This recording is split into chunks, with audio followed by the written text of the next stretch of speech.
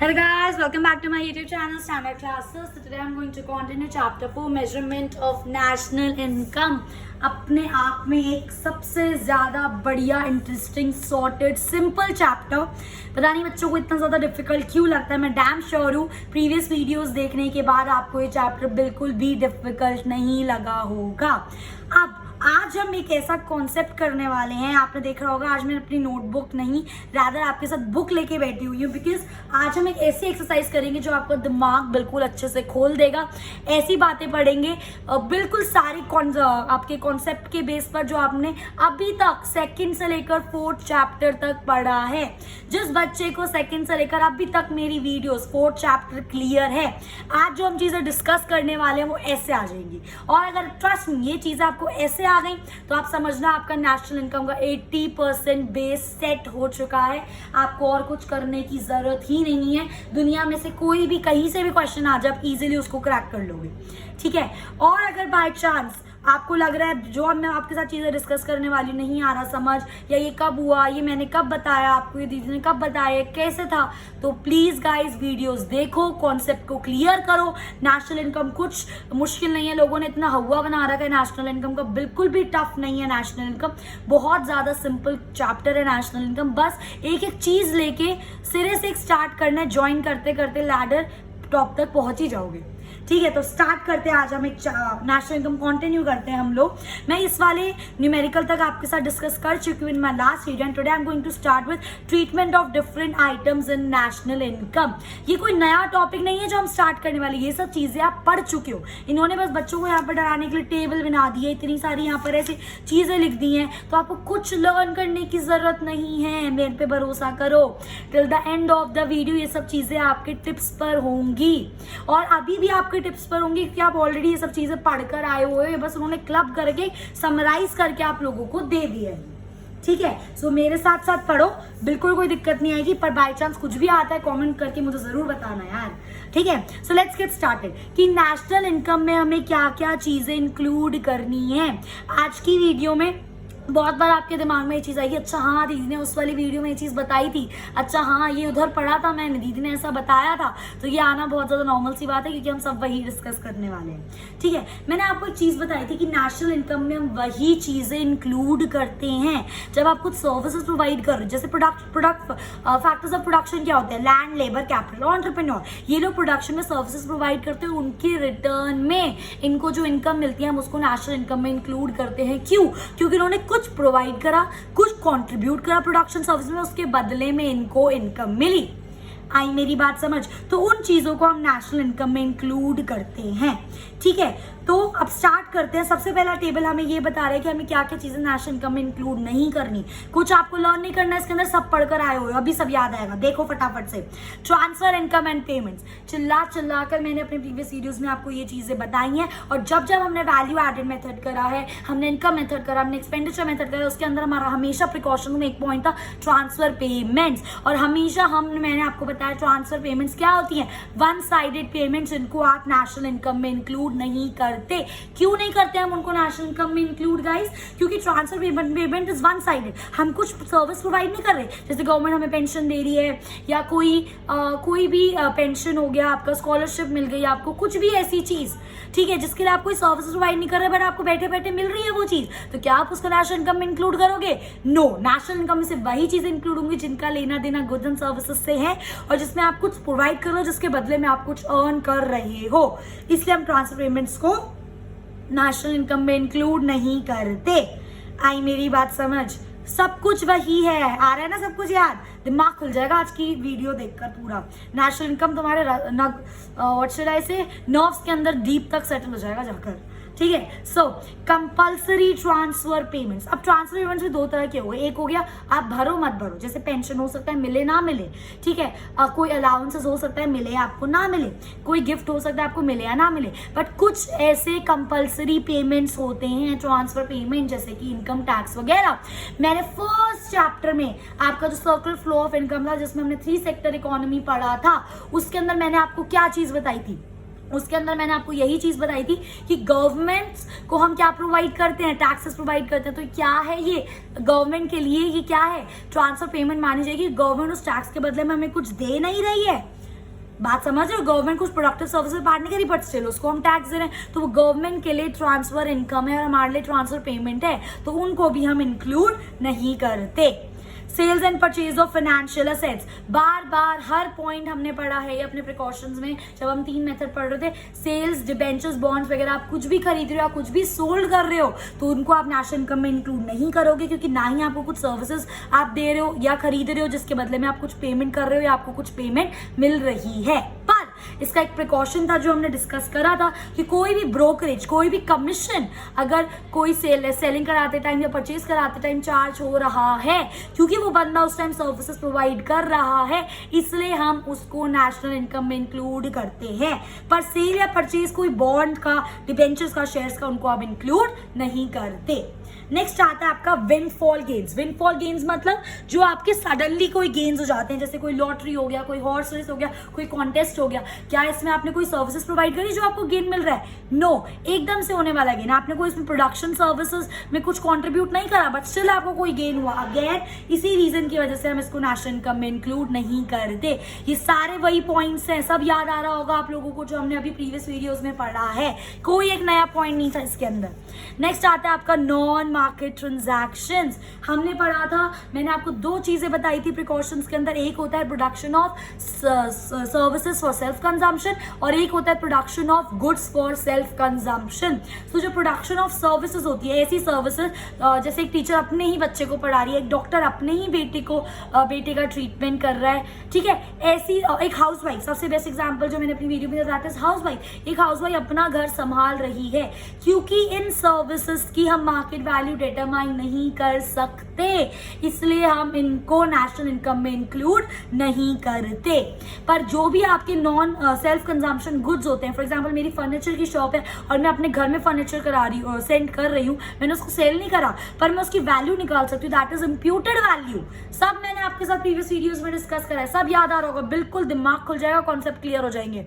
और हमेशा चाहे इम्प्यूटेड रेंट हो, चाहे imputed value of goods and services की, उनको हम नेशनल इनकम में इंक्लूड करते हैं। आ रही है मेरी बात याद? आ रहा है सब कुछ याद? नेक्स्ट आता है आपका इंटरमीडिएट कंजम्पशन एक्सपेंडिचर। हमेशा जो इंटरमीडिएट कंजम्पशन होता है वो आपका नेशनल इनकम में नहीं आता। सबसे बड़ा इसका रीजन ये है क्योंकि इंटरमीडिएट कंजम्पशन का जो वैल्यू होता है वो ऑलरेडी फाइनल कंजम्पशन में इंक्लूडेड होता है, या इंटरमीडिएट एक्सपेंडिचर की जो वैल्यू होती है वो फाइनल एक्सपेंडिचर में इंक्लूडेड होती है, ताकि डबल काउंटिंग ना हो, इसलिए हम इंटरमीडिएट कंजम्पशन एक्सपेंडिचर को इंक्लूड नहीं करते। नेक्स्ट कॉन्सेप्ट आता है sale of purchase of second hand goods. ये भी पढ़ा हुआ है, कोई भी आप परचेज या सेल करो सेकंड हैंड गुड्स, उनको हम नेशनल इनकम में इंक्लूड क्यों नहीं करते? क्योंकि आप ऑलरेडी जब वो फर्स्ट टाइम बाय या परचेज करी गई होंगी वो ऑलरेडी इंक्लूड कर दी गई होंगी, इसलिए सेकंड टाइम पे हम सेल या purchase of second hand goods को इंक्लूड नेशनल इनकम में नहीं करेंगे, वरना problem of double counting arise हो जाएगी। पर अगर कोई सेल या परचेज करते हो, आपका कोई कमीशन आता है, कोई ब्रोकरेज आता है, कोई बंदे होते हैं ना जो लोग बिकवाते हैं आप लोगों का सामान और वो कुछ चार्ज करते हैं, जो आप उनको चार्ज पे करोगे वो नेशनल इनकम में इंक्लूड होगा, क्योंकि वो at that point of time उन्होंने आपको सर्विस प्रोवाइड करी, उन्होंने आपकी हेल्प करी, जिसके बदले में वो चार्ज डिमांड कर रहे हैं। आई मेरी बात समझ? उसके बाद आपका आता है कैपिटल लॉस। कैपिटल लॉस का मतलब क्या हो गया? कोई बिल्डिंग खत्म हो गई, अर्थक्वेक आ गया, बिल्डिंग गिर गई, कोई मशीनरी वगैरह, इन सब चीज़ों का एक्चुअली हमारे जो नेशनल इनकम होती है ना डायरेक्ट, उस पर कोई असर पड़ता नहीं है, इसलिए हम किसी भी कैपिटल लॉस को इंक्लूड नहीं करते। सिमिलरली आपका आता है कैपिटल गेन। कोई आपका, जैसे आपने फॉर एग्जाम्पल आज 2 लाख की लैंड खरीदी है और 10 साल बाद वो लैंड आपकी 50 लाख की हो गई है, ठीक है, अब वो मार्केट कंडीशन की वजह से उसका प्राइस बढ़ा ना, तो आपको ये जो कैपिटल गेन हुआ ना, इसमें आपने कुछ प्रोडक्टिव सर्विसेज में कंट्रीब्यूट करा ना, इसमें कोई गुड्स एंड सर्विसेज का लेना देना है, तो इसलिए आप कोई भी कैपिटल गेन अपनी नेशनल इकोनॉमी में इंक्लूड नहीं करोगे। उसके बाद आता है आपका एक important point, that is national debt interest. लोगों को समझ नहीं आता कि नेशनल डेट इंटरेस्ट होता है क्या। मैं बताऊंगी ना, आप बोलोगे अच्छा हाँ दीदी ने पढ़ाया था ये, बिल्कुल दीदी ने ऐसे ही समझाया था।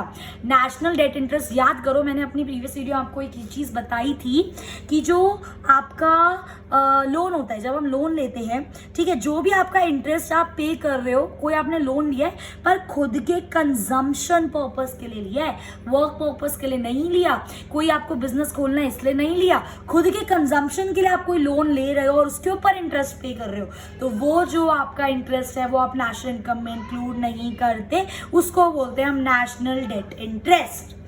आ रही है मेरी बात समझ गाइस? देखा, कुछ भी ऐसा नया पॉइंट नहीं था जो अभी तक नहीं पढ़ा, दिमाग खुल जाएगा सारा, ठीक है। उसके बाद आता है आप लोगों का सेकंड टेबल कि क्या क्या आप इंक्लूड करोगे, ये भी सब आपने पढ़ा हुआ है, बिल्कुल टेंशन मत लो।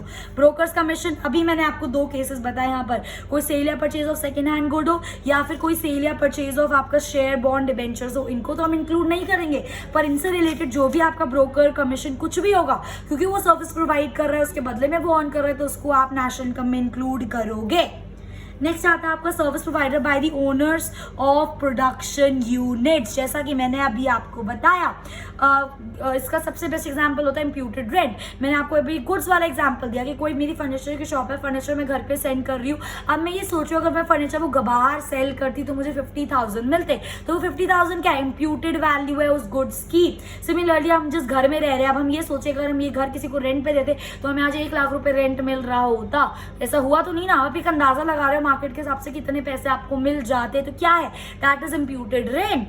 तो कोई भी ऐसी service which is provided by the owners of production unit, जैसे इम्प्यूटेड रेंट हो गया आपका ओनर का, इंटरेस्ट ऑन ओन कैपिटल हो गया, कोई आप प्रोडक्शन कर रहे हो फर्नीचर अपने खुद के लिए, तो वो सब चीजें, क्योंकि एक रीजन है, इसका ध्यान रखना मेरी बात, वो चीजें जिनकी वैल्यू आप मार्केट को मद्देनजर में रखते हुए निकाल सकते हो। देखो, ऐसे तो प्रोडक्शन सर्विसेज भी होती है, हाउस वाइफ हो गया, teacher teaching is own son हो गया, doctor teaching is own daughter हो गया, तो ये सारी सर्विसेज की हम वैल्यू नहीं निकाल सकते उन सर्विसेज की, इसलिए हम इनको इंक्लूड नहीं कर रहे। पर घर का रेंट हो गया, कोई गुड्स आपने सेल्फ कंजम्पशन में प्रोड्यूस करा है, इन सब चीजों की जो वैल्यू है आप लोग निकाल सकते हो मार्केट प्राइस के हिसाब से, इसलिए उनको आप नेशनल इनकम में इंक्लूड करते हो।